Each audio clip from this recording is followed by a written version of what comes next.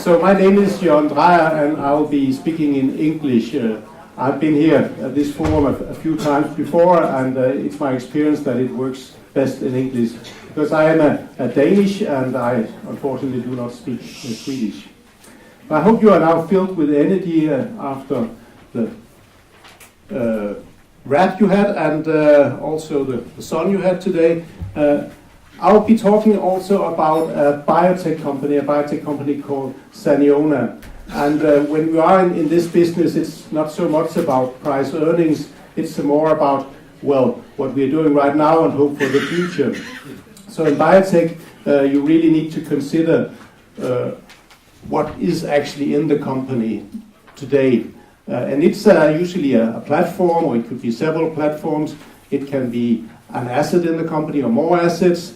And also you need to consider what development stage the programs are at. Are they preclinical, phase 1, 2, or 3? Another important factor when you evaluate a biotech company is partnerships.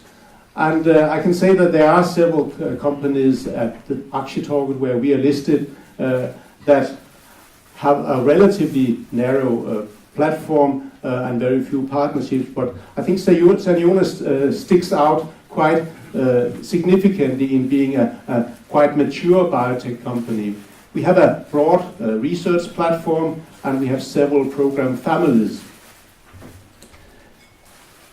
And in each of these platforms we have more than one program. And also I can say that we have clinical stage programs, and this is not just phase 1, it is phase 2 and going into phase 3 programs. In total we have about 9 active programs. And again, I think it's quite unique that we've been able to establish partnerships in 5 of these programs with pharma companies and others. This will reduce the risk first of all because we spend less money, our partners will pay for much of the development, and also lower risk because we have a number of programs, and if one of them fail, and this often unfortunately happens in biotech, then there will be others, so we have more than one shot at goal. And this also will give a higher upside potential if we get more than one of these in goal to the market. I think it's fair to say that Saniona has really delivered. If we just look at what has happened this year in the last 3 months, in January we made a partnership with a pharma company called Smith on a neurology program. It's a preclinical program. In February we could announce another partnership that is with a Mexican company called Medix on our obesity compound tesofensine, which is now ready to go into phase 3. And in March, we published a grant received from Michael J. Fox Foundation in Parkinson's disease. Also, our pipeline has developed dramatically over the past months. In April, we could announce that we have an approval to start a phase 2 study in diabetes, in type 2 diabetes, so we are ready to start that now. Also, we are ready with another phase 2 program, a compound called NS2359 in cocaine addiction. The protocol has been approved by the FDA and it will be conducted by University of Pennsylvania, and we'll not pay for that study ourselves. That will be funded by a grant from Dana Foundation. And then finally, as I mentioned, we expect our partner Medix to go into phase 3 clinical studies within obesity. So it has been quite a dramatic transition for the company from when we listed the company at Aktietorget 2 years ago, almost exactly. We were then just a research company. Now we have several clinical programs in phase 2 and also going into phase 3. And also we have published that we intend to go on the Nasdaq small cap listing later this year. So what's special about Saniona? I think I also already mentioned the low burn rate without compromising the high ambition, the low burn rate, because we have all these partnerships. We have a world-class research, and this is documented again by making these partnerships and also the grant from Michael J. Fox. We are active in several disease areas, actually in CNS, in pain, in metabolic diseases, and in autoimmune diseases. And I mentioned we have 9 active programs. And then on top of that, we have the partnerships and we have the clinical assets. And this is really what will be the machine that should drive the values. Our strategy is actually, I would say, quite opportunistic, being still a company that is going for partnerships in all our programs. We have a partnership model. But it could be partnerships that we enter into at an early stage when we are in research. We have done that with Option Smith, I mentioned, and also the grant from Michael J. Fox, who is a very early program. But it could also be programs that we have initially developed ourselves and then find a partner when we have generated more value in the programs.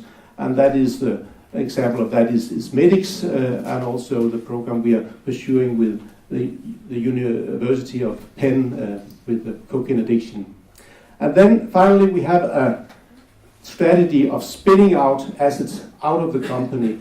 And that is simply because we have such a broad pipeline. We think sometimes it can make more value to take the asset out of the company and then find new financing, a new legal structure around the program and develop it there. We've done that once already with financing from Biotech IDEC and Atlas Ventures, and we intend to do that more times. It could also be just by an independent listing of a specific asset. So this is the pipeline of the 9 programs that are active. I mentioned the obesity program, ready to go into phase 3. The TESOMED program is our type 2 diabetes program, which we develop ourselves now in phase 2. The cocaine addiction. And then we have 3 programs here, which are internal programs. This one in preclinical development in toxicology. 2 other programs. And these are all positioned also for partnership later on. I mentioned the program with Biogen and Atlas, that is a neurology indication, ataxia, and Option Smith is also in neurology, and then the Parkinson's program here. But this is actually only the visible, the active pipeline. We have a number of other programs which is not listed here, including clinical stage programs. And actually these 2 programs, the 2 lower programs here, we have not mentioned before we made the deals. So there are programs lying down here that we might take up into the active program if we make partnerships. I'll talk quite a bit about this compound tesofensine, and I'll also sometimes call it TESOMED because it is basically the same compound, but it's used in different indications and has a different profile because TESOMED is tesofensine plus a so-called beta blocker, which will block an effect on the pulse, on the heart rate. So this is a combination product containing tesofensine. This is the drug itself. We think the compound has unique opportunities in metabolic diseases, we call it in general, and it's all related to that the compound shows a unique weight loss. And that can of course be used in relation to obesity, but obesity will lead to fat in the liver, and that can be called, can turn into what we call NASH, fatty liver, and that sounds in itself not too bad, but it will then lead to some fibrosis in the liver, and later on the liver will degenerate and you will actually die from the disease. So it is a serious disease that comes originally from obesity. But fat in the liver can also lead later on to type 2 diabetes. That angle has also been very well clarified. There's been a big phase 2 study done on tesofensine in obesity, and what was seen there was a real dramatic weight loss. Within a few weeks, the patients lost more than 10 kilograms of weight, which is quite unique in this business. The slide I show here is a subgroup of these patients. It's actually a subgroup that had a glucose level between these 2 points, and this means that these patients are pre-diabetic. They are not diabetic in itself, but they are moving into that dangerous field. There were no diabetics included in the study, but after the study we made this analysis and looked at the weight loss, at least 12, 13 kilograms of weight loss over this week, so over this period, so it's a very effective drug also in pre-diabetics. And then we looked also at other direct diabetes parameters. This parameter called HbA1c is simply measuring accumulated glucose. So if you have elevated blood glucose over a long time, this parameter will go up, and it will go up in this dangerous blue area. And this was where these 25% of the patients in the study were when they started. But after 24 weeks of treatment, they ended out significantly below the pre-diabetic range. They were in the normal range, whereas nothing happened in the placebo group. So we have already from this study a clear indication that we should be able to treat diabetes. Now, there's been a lot of publications on that if you lose weight, you may also get out of your diabetes. That has been quite controversial for some years, but now I think it's very well established.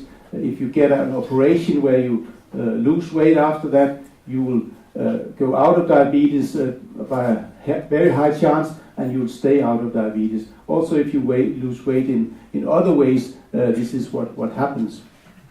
And I'll just point to this particular study which came out just a few days ago from a group in Newcastle University. It's a guy called Roy Taylor, and he has been pushing this concept for several years. What he showed here was that if you lose a lot of weight and this was just by diet, then you get out of diabetes and you'll stay there. And I think it's quite nice to look at his final statement here. The study also answered the question that people often ask me: if I lose weight and keep the weight off, will I stay off diabetes? And the simple answer is yes. So this leads to a completely new way of treating diabetes.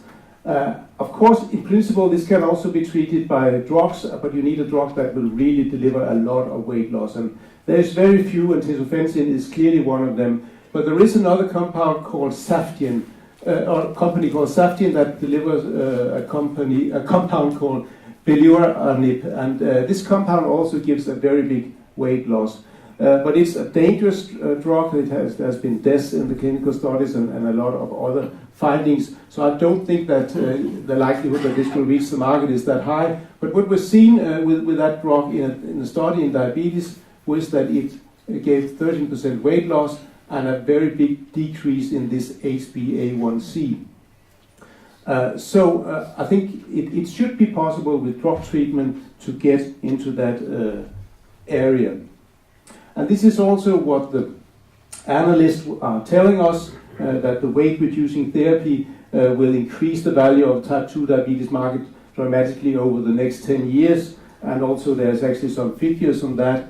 The global market for type 2 diabetes drug is expected to rise from 23 billion to 43 billion in 23. And this will be run by weight-reducing therapy, they claim. So the study that we are now running is described here. It's 60 patients in 2 arms. They will get 3 months treatment of tesomet or placebo.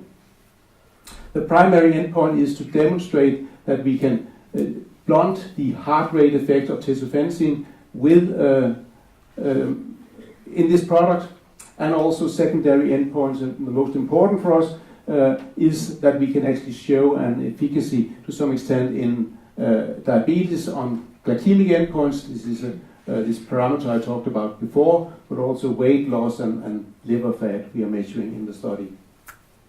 Yep. What is the vertical axis? Is mean or what? Mean plus minus standard deviation over what? This is the weight on day 1 when they get in. And then kilograms? What? Is it kilograms? It could. It is actually kilograms here, but it could also have been percentage, because actually the mean weight is 100 kilograms in this study. Ska vi ta frågorna efteråt? Yeah. Vi tar frågorna efteråt. Fortsätt. But it could either be kilograms or percentage. In this case, it is kilogram. So that was one product. I talked about the very interesting market opportunity in type 2 diabetes. Tesofensine we are developing with the medics just for obesity, and we're just looking at the Mexican market so far, but this is the figure. The other compounds, 2359, cocaine addiction, neuropathic pain, schizophrenia, inflammatory bowel disease, Parkinson's disease, all these indications are also multi-billion-dollar indications. The cocaine addiction compound is a quite unique compound as well. It is assumed that it will, based on our rat studies and also some human studies I'll get back to, that it will reduce drug withdrawal symptoms, drug craving, and also euphoria associated with cocaine. And it has been evaluated in a small clinical study in volunteers. It's actually volunteers that that are dependent on cocaine, so they get cocaine in the study. And then we ask them after they've got cocaine, how much would you like to pay for the treatment? Do you like it? Do you feel stimulated, desire drug liking, feeling high? And there is a score here which we call 100% on the cocaine.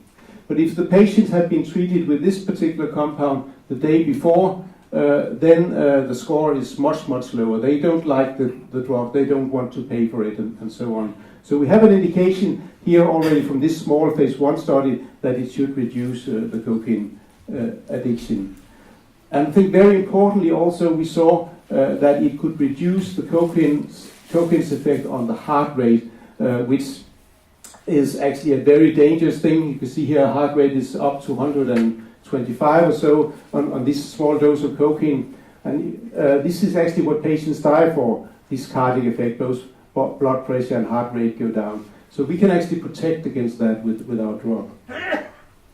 The study that we will be running now is 60 to 80 cocaine addicts in 2 arms, 8 weeks of treatment, and we are looking at the abstinence from cocaine during the last 2 weeks of treatment. That can be measured in the urine. But we will also measure other symptoms of cocaine addiction and also alcohol consumption and smoking, which is very often associated with cocaine. So maybe we can also go into those indications. The recent deal with Michael J. Fox, it's on Parkinson's disease, and Parkinson's disease is where you lose some of the cells in this little dark area called the substantia nigra in the brain. These cells produce dopamine, and it's important for initiating our movements. Interestingly, it has been shown that smokers have a less risk of getting Parkinson's disease.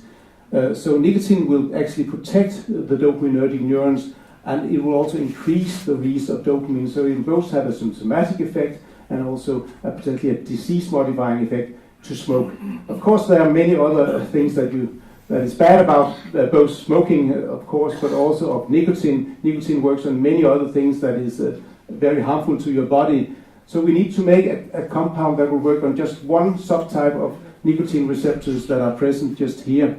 And this is the nicotinic alpha-6 receptors. And we have compounds that are very specific for these, and also this is what the Michael J. Fox Foundation saw and granted us this program. We're very proud of this because Michael J. Fox, maybe some of you know him as a very famous actor, and he got Parkinson in his use, and then he donated most of his money to Parkinson's disease research. So it's a very well established, the best fund in the world to bring grants in for Parkinson's disease. We're very proud of that. 2 other new partnerships. The Oxford-Smith deal is quite a standard research collaboration deal where they just pay everything and we get milestones and royalties. The Smedix deals is a little more unusual because here Medix will just develop the compound in Mexico and Argentina in obesity. And we will maintain the rights in the rest of the world, and also we will get all the data from what they're producing in Mexico.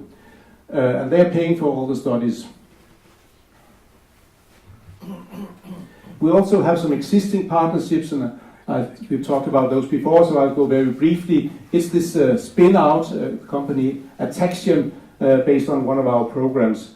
There's a financing of $17 million into that program, and we do much of the research in the program and are getting paid for that, and maintain an ownership of 14% in the program.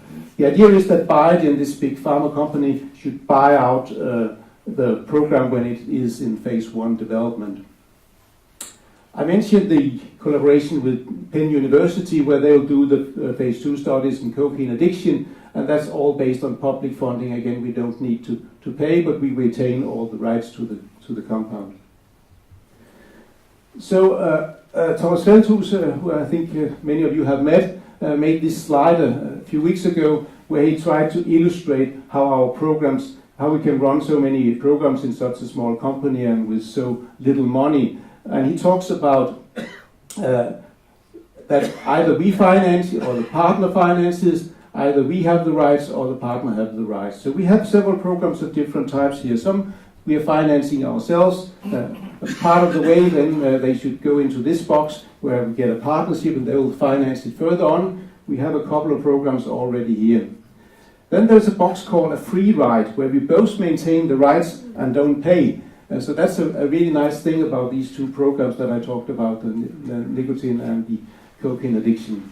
And the MEDIX thing is something in between, I would say, where we still maintain almost all of the rights. It is in the upper boxes, but we don't pay. For the obesity area, it's MEDIX that pays all the costs. We, of course, pay in diabetes, and, of course, we need a partner for that later on. So finances, I think for a company like ours, a very important thing is money in the bank. We raised about 45 million Swedish last year, and since then we have made the deals, these 3 deals I talked about, so that's an additional about 20 million Swedish. So we are doing very well on the cash side.